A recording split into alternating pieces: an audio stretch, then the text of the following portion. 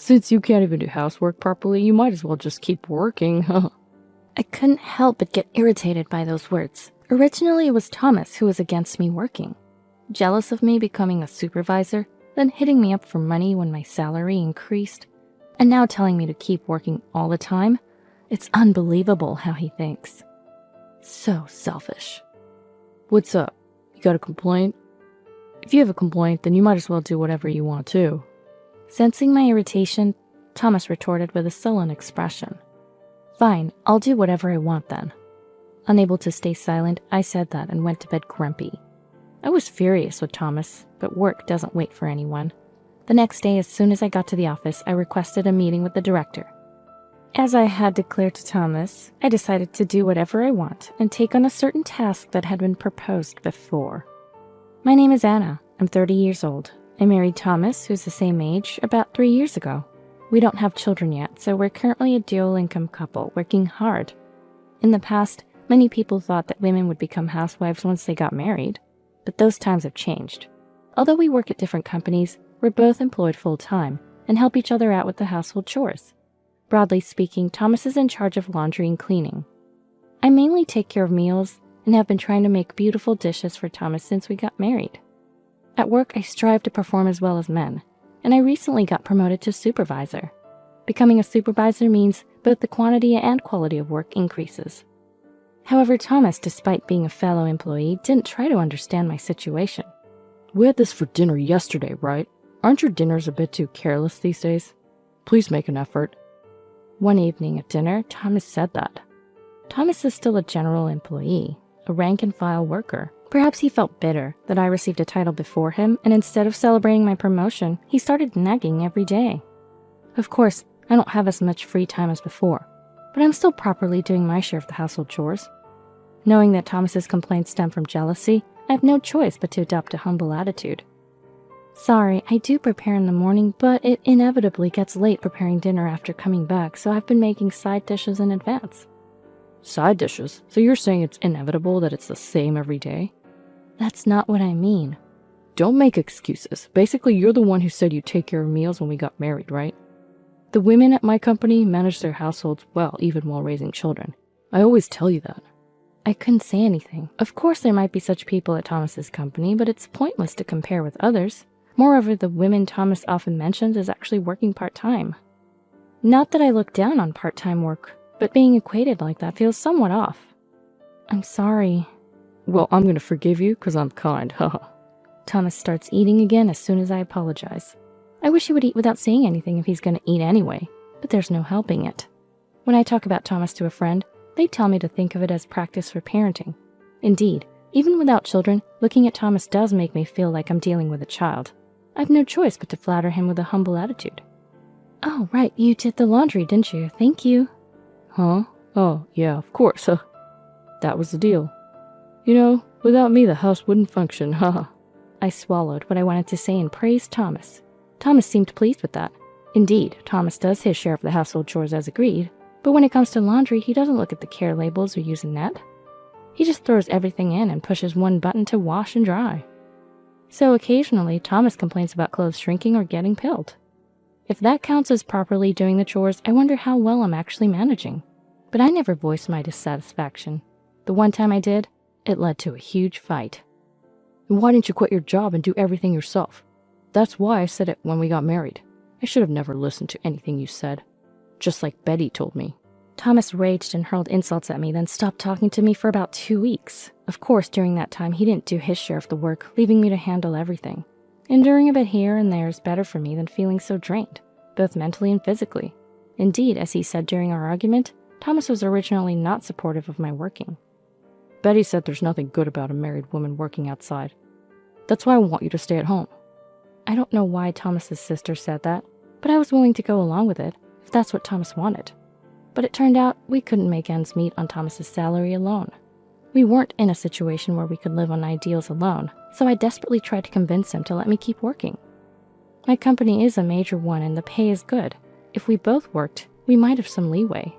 Thomas reluctantly agreed to my earnest plea, leading to our current situation. Despite everything, whether half-heartedly or not, Thomas did share in the household chores. It was a fact that even that much was a help. Then Thomas's birthday approached. We hadn't done anything extravagant to celebrate since we got married. We usually celebrated at home with my home-cooked meals, but this year, now that I had been promoted and my salary had increased, I decided to celebrate his birthday with a hotel dinner. When the day came and I bought him a gift, Thomas was pleasantly surprised and enjoyed the steak course. This is the best meal I've ever had, but are you sure we can afford this? It's your special day. I got a raise since becoming a supervisor and we'll save a bit from now on. No complaints about the side dishes, okay? We joked and ended the day like that, but I didn't notice Thomas smiling smugly at that moment. A few days later, Thomas asked, Hey, you said your salary went up, right? How much? Being a supervisor must mean a good raise, right? He started pestering me about it. Before his birthday, supervisor seemed like a taboo word. Neither of us would mention it, but as soon as he heard about the raise, he quickly changed his tune. Being a supervisor is amazing. It's all because you worked so hard. He started praising me like that. At first, I couldn't keep up with this sudden change and just gave a wry smile to brush it off, but he was insistent about the salary. I continued to completely ignore it, but when I kept ignoring him, What's the matter? Got too cocky becoming a supervisor? You must be looking down on me. A mere employee at a small to medium-sized company. He sulked. It was just a splurge for your birthday. We're not rich, so stop talking about money. I finally snapped, and that put an end to his persistence, but it was clear that Thomas was fixated on my money. If I knew it would come to this, I wished I hadn't become a supervisor, or even celebrated his birthday. There was a bit of regret, but it wasn't all bad. After becoming a supervisor, I was entrusted with a significant project. Though it meant more overtime, Thomas was supportive. You're a supervisor and busy with work. I'll do what I can. He started preparing dinner, even if it was frozen meals. Even if it was because of his fixation on money, his cooperation made that birthday meaningful, perhaps. And when the project finally settled down, Thomas asked with bright eyes, So? You're busy, so you must be getting a special bonus, right? I was surprised by his question. No, why would there be one? I said wearily, astonished. Then Thomas exploded. What? Months of overtime and no bonus? What was the point of me helping then? What a crappy company. I didn't have the energy to argue back. The point of helping? Is there supposed to be a meaning behind a couple's cooperation? The thought of him belittling someone's company was unbelievable. That was the moment I couldn't hold back anymore. What? I thought I was grateful for your help, but this is what you think? I'm disappointed. In response to my retort, Thomas fired back, and then I retorted again, leading to a full-blown argument. Enough! Let's stop. I'm tired and going to sleep. I forcibly ended the conversation like that. After that, I couldn't even stand to look at Thomas's face for a while. Sometime later, I had to go on a business trip. We hadn't spoken since the argument, but I had to let him know since I would be away from home. I'm going on a business trip for 2 nights and 3 days, so please take care of things while I'm gone. I said that, but Thomas, perhaps still angry, didn't respond. Without making up, I left for my business trip. Busy with work for 3 days, I found myself wondering how Thomas was doing during my free moments. Was he eating properly? I was worried, but too prideful to make contact. The time apart allowed me to cool off. Planning to apologize when I got back, I finished my 3 days of work, bought some delicious souvenirs, and headed home. I'm back. But as soon as I entered the house, I sensed something was off. There were many unfamiliar shoes in the shoe rack, and there was the smell of cooking, not from frozen food, unmistakably the aroma of a home-cooked meal. Thomas can't cook. I rushed into the living room. Oh, Anna, welcome back. Betty, what are you doing here? To my surprise, it was Thomas's sister Betty standing in the kitchen, visible from the living room. On the couch, lounging as if it was the most natural thing in the world, was Thomas's niece, Lisa. It didn't look like just a visit. It seemed like our house had gained extra belongings. Even this couch wasn't here before I left for my trip. I stood dumbfounded at the entrance to the living room, unable to comprehend the situation. Dinner will be ready soon, said Betty nonchalantly. While I couldn't take my eyes off her, I approached Thomas, who was sitting in a living room chair, and spoke to him. What's going on, Thomas? As if it's a big deal. I decided to live with Betty and Lisa. The move's already done. Thomas said it as if it were the most natural thing. That's what's going on, so please be nice. Betty added with a smile, but I couldn't bring myself to smile, moving in their stuff without asking, deciding to live together without consultation. Wait a minute, you can't just decide that on your own. What's the problem? You're always too busy with overtime to do any housework anyway. It's better if we live together and Betty takes care of the house. Thomas retorted to my attempted objection. Betty had Lisa at 20 and divorced a few years later. Since then, she had been a single mother raising Lisa, now 18, on her own. I knew this, and I knew Thomas was fond of his older sister Betty, but I never imagined it would lead to us living together. "Come on, Anna," Betty said without any hesitation. "Nice to meet you," murmured Lisa quietly. My head hurt, but there was no way I could accept the situation so silently. "I'm sorry, but I can't live with you all," I stated clearly. However, Thomas laughed at me as if it were a joke. "Why not? Since you can't even do housework properly, you might as well just keep working." I was irked by his words. Originally, it was Thomas who opposed me working. Jealous of my promotion, then mooching off me when my salary increased, and now telling me to keep working. It was unbelievable. So selfish. "What's up? Got a complaint? If you have a complaint, you might as well do whatever you want, too." Sensing my irritation, Thomas retorted with a scowl. "Fine, I'll do whatever I want then." But I was the one who wanted to be angry. Unable to stay silent, I said that to Thomas. After that, there was no more conversation between Thomas and I went to sleep. Betty and Lisa, having apparently given up their own home, naturally moved their bed into our home and slept here. The room that was supposed to be for children had been turned into their room without my consent, and I was more saddened than angry. Yet, work doesn't wait for anyone. The next day, as soon as I got to work, I requested a meeting with the director. I decided to take on a task that had been proposed before. "That's great. I'm grateful you're taking it on." "It's a good opportunity, so I'll do my best for my own sake."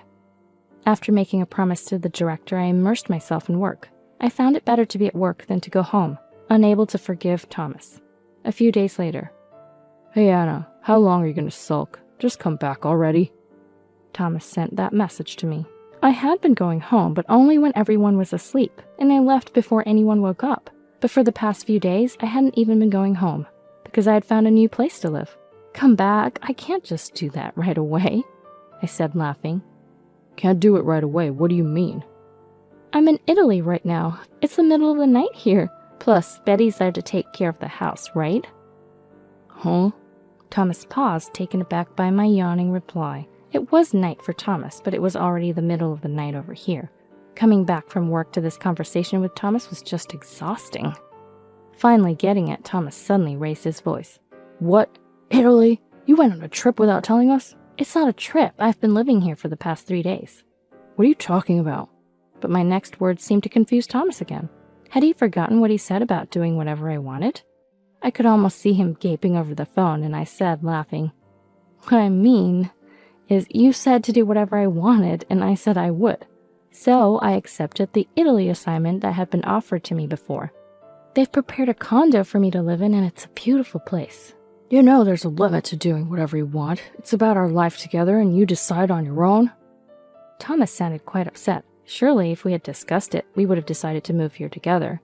But this assignment in Italy was like a prize for my work achievements. Thomas was to blame for getting mad about the bonus and not listening to other things. Yet, didn't he feel odd saying that? He decided on his own to live with Betty and Lisa. What he had said was coming back to haunt him. "Did you consult me about anything that affects our life together?" "Well, I'll be working here, and I'll return to the States as a manager in 2 years. Until then, have a nice life with Betty and her family." I hung up the phone. Thomas must be feeling uneasy now, his own actions and words preventing him from living abroad. A few days later, Thomas contacted me. Wondering what it was about, I answered, and he sounded cheerful. "Guess where I am?" "I don't care, I'm working. I'm hanging up." "Believe it or not, I'm in front of your condo." Huh. I was surprised by his words. He had called my work to get my address, saying it was necessary for some procedures, and relying on that address, he had come over on his own. "What about your work?" "I took some time off and—" "Yoo-hoo, I'm here too." To my surprise, I heard Betty's voice over the phone. Why she had come too was beyond me. I was exasperated. "So, we're both waiting out here. Hurry home." "Both? What about Lisa?" "Lisa has a test, so she couldn't come," Betty said nonchalantly. I was astounded again. "Is that so? But I won't be coming back today. I have a dinner meeting far away." Even if they had contacted me, I wasn't in the mood to entertain them. and I couldn't accommodate them on such short notice. I had a social gathering with another company and wasn't planning to go home. Huh? What should we do? Thomas sounded panicked, but that wasn't my concern. Stay at a hotel or something? Anyway, that's the situation. Also, I'm in the middle of work. Bye. I hung up the phone. They might be making a fuss, but I didn't have time for that. They'd probably give up and look for a hotel. However, I had underestimated the situation. In the middle of the social gathering, my phone rang. Excuse me. I excused myself and answered the phone. Puzzled by the unfamiliar number, it turned out to be from the police. Excuse me, a burglar? Apparently, there was an intruder at my house looking for an open window. What they found was a pet door. I didn't own a pet, so I hadn't noticed, but the house built by my company had one. Of course, I had no idea it even existed, so it wasn't locked. The intruder tried to enter through it and got stuck, unable to move forward or back, and was spotted by a passerby who then called the police. What a foolish burglar. Encountering such a fool could be dangerous. I was relieved I wasn't home at the time. The person claims to be your sister. Do you know anything about this? I went pale at those words. Sister? Could it be? I don't have a sister. The only possibility was Thomas's sister Betty. As expected, the police mentioned her name. I was mortified. Unbelievable that she tried to force her way in through such a small entrance, making even family relations embarrassing. Anna, help me, come pick me up. I could hear Betty causing a scene over the phone. What a nuisance. Though I could have gone to pick her up, I told the police. She may be my sister-in-law, but I can't forgive her for trying to break into my house. Please investigate thoroughly what she intended to do in my home.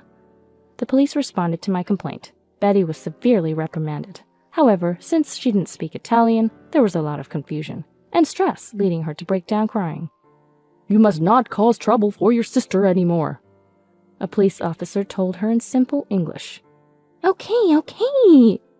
To which Betty tearfully repeated. Getting caught by the police in Italy must have been a good lesson for her. Out of a desire for her to truly reflect, I didn't go to pick her up on the day she contacted me. The next day, thinking she might have reflected, I went to pick her up, and Betty broke down crying in relief at the sight of me. Where was Thomas during all this? Only Betty was caught. Thomas was probably relaxing in a hotel, which I hadn't really considered. It turned out that while Betty was being arrested, Thomas was enjoying a meal alone, believing Betty would bring money from my house and splurging at a restaurant. He was oblivious to Betty's arrest, ended up getting drunk, and fell asleep at the restaurant. The restaurant, troubled by an unresponsive Thomas, called the police, and he woke up in an unfamiliar police station. However, since my house and the restaurant were in different jurisdictions, Thomas was taken to a different police station. My wallet, my passport, where's my phone? Unfortunately, while passed out, his bag was stolen, losing his wallet, passport, and phone. Unable to speak Italian and arrested for dine and dash, Thomas was unable to ask for help and ended up in police custody. This was discovered after Betty was released. Where's Thomas? Betty's troubling question was the first time I realized Thomas was missing. After hearing the details and following Betty's story to the restaurant, I learned from the owner that Thomas had been taken by the police. Betty, Anna. When we visited the police station, Thomas, pale-faced, broke down crying at the mention of our names. I sighed at the déjà vu. I explained the situation to the restaurant owner, paid the bill, and apologized. Though a theft had occurred, the owner, feeling sorry for Thomas, decided not to press charges for the dine and dash. But what followed was a hassle. We had to go through the lost passport procedures and contact the embassy. Because of Betty and Thomas, I couldn't work properly for several days. When I was about to explode with frustration, Thomas said, "Oh, I thought it was all over, but I'm glad it worked out." Really glad. Let's go back to Emma's place for now. I lost my temper at their carefree words. Good? It's not good at all for me. After causing so much trouble for others, how can you say it turned out well? Sorry, but... Go back to your own house and don't ever come here again. Silenced by my fury, they both fell quiet. But... I'll be filing out the divorce papers this weekend. Divorce? Thomas shouted. Betty, standing beside him, was shocked, looking back and forth between me and Thomas. There's no benefit in continuing a marriage with you. Betty moves in uninvited, gets arrested in Italy, without speaking a word of Italian, and interrupts my work. It seemed they finally understood the gravity of my anger. Heads bowed, they remained silent. And passers-by laughed at the sight of two adults being scolded by a woman. But my anger was far from settled. So I'm divorcing you. You have no objections, right? Having been rescued from the police by me as a thank you, I deserve to live my life freely, right? Yes. Thomas reluctantly agreed, deeply reflecting on his actions, and quietly responded. Thomas initially applied for a 4-day leave from work. However, due to the arrest and lost passport, he missed his return flight by a wide margin. Without a cell phone, he couldn't extend his leave. Thomas had completely forgotten about work amidst his own troubles. Furthermore, he hadn't shared any info about his current project, planning to take all the credit. His delayed return and lack of communication led to a missed important meeting, resulting in the termination of all deals with that client. Despite the circumstances causing significant losses to the company, got Thomas fired. Betty, infuriated by this, had a huge argument with Thomas. Originally, quitting his job and moving in as a housekeeper was akin to what he did. However, Thomas ended up divorcing me and resigning from his job. With no breadwinner, that house now seems to be the site of constant fierce arguments. Why I know all this is thanks to information from Lisa. Kids can't choose their parents, but if I could, I'd definitely choose you over Mom. Divorcing Thomas meant Lisa and I were no longer aunt and niece by marriage. However, she still contacts me for career advice or to talk about her mom, as if I were her sister. I'm happy she thinks of me that way, even though we weren't together that much. I continued working in Italy. I was supposed to return to America after 2 years, but now there's no need, and I plan to keep working here. I've also built a good relationship with a man I met locally. I'm ready to let go of the bad memories in the beautiful Italian sea and strive for new happiness.